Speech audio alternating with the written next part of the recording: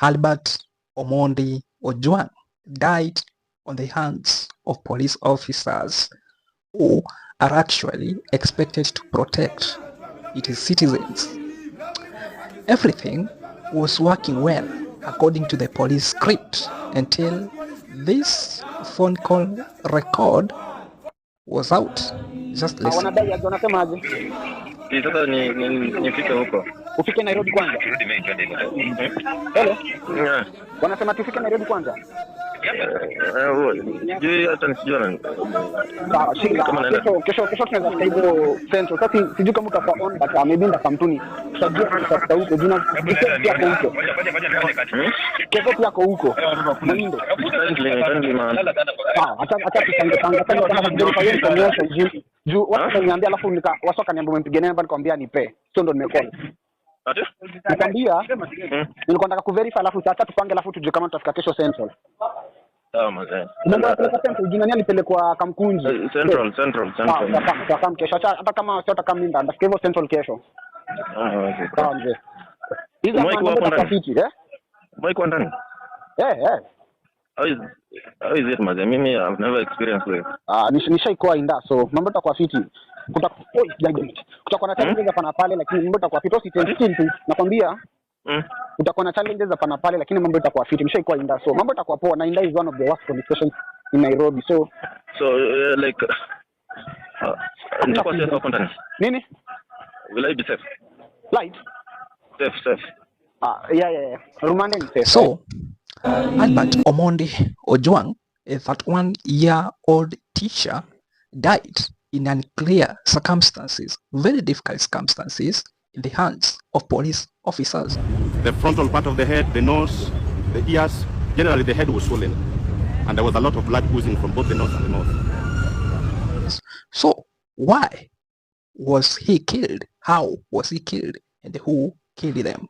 That is what I want to tell you. But before that, if you are new to this channel, kindly subscribe to AC Born channel. This is actually my new channel, so I will seek your support. Kindly please support me by subscribing, then like this video and drop your comment. Do you believe police statement that Albert Ojwang killed himself? So who is Albert Omondi Ojwang? Albert Omondi Ojwang is a 31-year-old teacher, a father, and a son. On 7th, police officers from the Department of DCI went to Albert's home and they picked Albert, saying that he was needed to record a statement.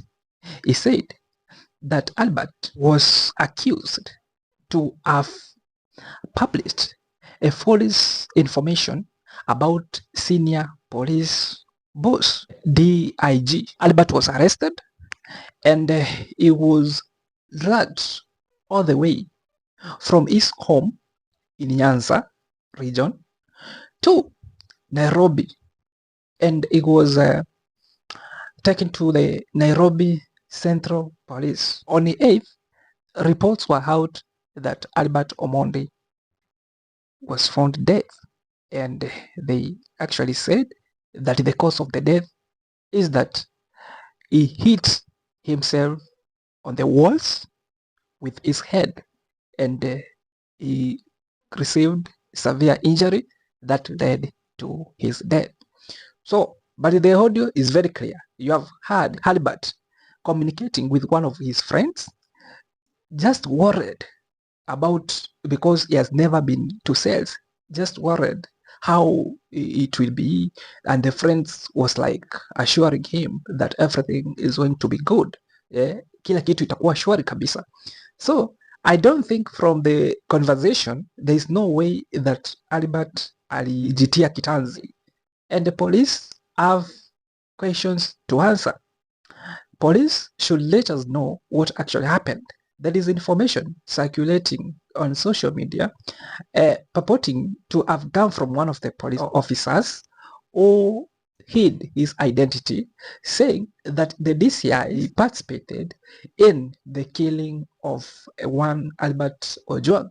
So my question is, it is now very clear that police officers were involved in the killing of one Albert Ojwang, a teacher and a blogger whose only mistake was to go into the keyboard na kutype yenye alifikiria kwamba vile alifikiria kwamba probably taifa letu la Kenya aliendi in the right direction. Just giving his views led to his death. So why was he killed? I want to give you this reason. Why was he killed? The reason why this young man was killed is to send a warning. The government want to send a warning to those who are vocal in criticizing the government, especially those who are on online spaces like X, Facebook, YouTube, WhatsApp, anywhere online. They're just sending a warning that, yo, look here, we're gonna kill you. We're gonna do something if you continue. If you continue attacking, criticizing the government, talk ill of the government, we're gonna come to you and there's nothing you are going to do. We will arrest you and we will silence you completely. That is the message they are sending outside there. But look, we as a country were heading in the wrong direction. Hatufuati njia mzuri kabisa. Hapana. We are in 21st century. Everybody has a right of expression. Everybody has a right to speak his or her mind. And dragging, abducting innocent Kenyans, claiming that they have abused the government, that they are attacking the government, is so primitive, is so immature, and that shows that the democracy of our country has not matured enough. Government should not be worried about criticism. Government should not treat its citizen the way they have treated one Albert Omondi. Look at the father. I was so petrified. I was so perplexed. I felt so bad. I was so disappointed to see a father crying in front of the camera that his only son could undergo what Albert went through in the police cells. The father is really sad. The father is really disappointed. The father is really stressed because the police, who are supposed to protect its citizens, are the one who are turning against its citizens. It is wrong, and as a nation, we are demanding answers. I know the IPOA have assured the citizens that they are going to do everything humanly possible. They are going to conduct their investigation to ensure that the culprits are brought to book. As much as they have promised so, I can't promise that justice will indeed prevail, because this is a case which is involving a top government official, and I think the whole government is involved, and they know the truth. They know who did this, they know why, and they know how it is going to affect them, especially in 2027 presidential elections. They are just doing that so that they can manage the 2027 presidential election through spreading fears to Kenyans, especially those who are vocal, those who are criticizing the government, those who are correcting the evil deeds in the government. But I don't know the amount of intimidation which is going to probably silence the vocals. Imagine ati unaua mtoto kama mtoto wako tu, kama ndugu yako tu, kama baba yako tu, Now, somebody is going to be left an ababa. Somebody is going to lose his son, already has lost his son. Somebody has lost his friend. Somebody has lost a husband. Look at the way the father was crying. Surely, Huruma muliachia estate ama what happened to humanity? What happened to humanity?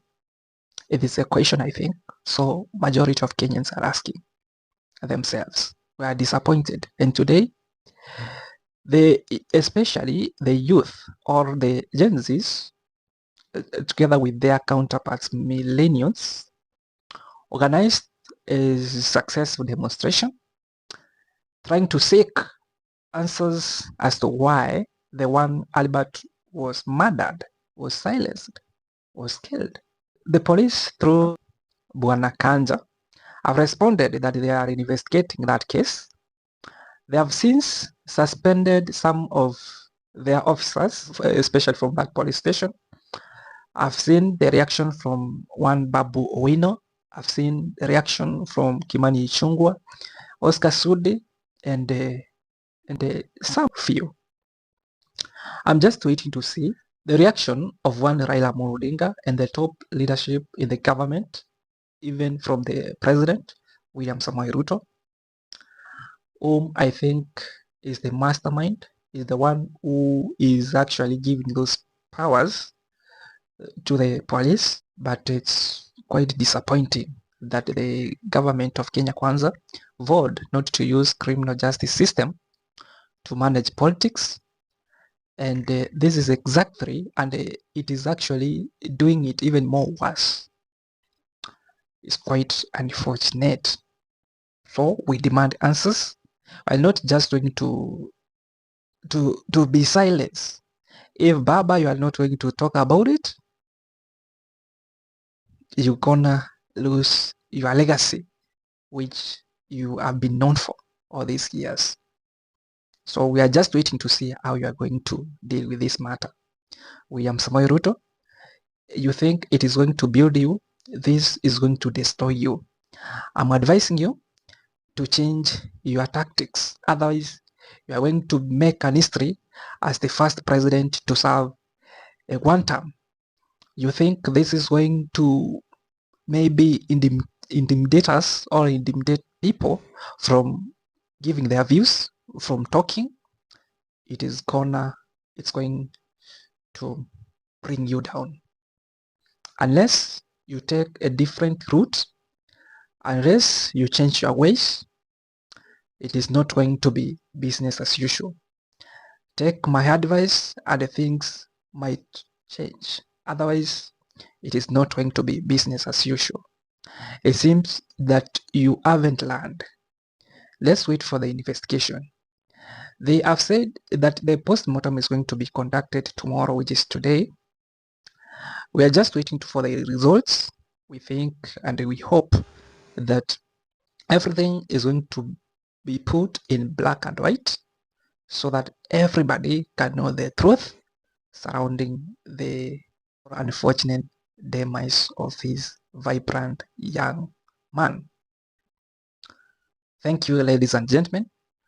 We are going to follow this matter, and I'm going to bring you the current updates according to how things are moving in this case. So we are just going to update you every details. I don't know your views. You can go down there in the comment section. You give your views. Maybe what you think. Do you think the government is involved? Do you think this gentleman actually killed himself, as the police says? Remember to like this video and turn on the notification bell after subscribing. Kindly subscribe to my channel, support my channel. Thank you.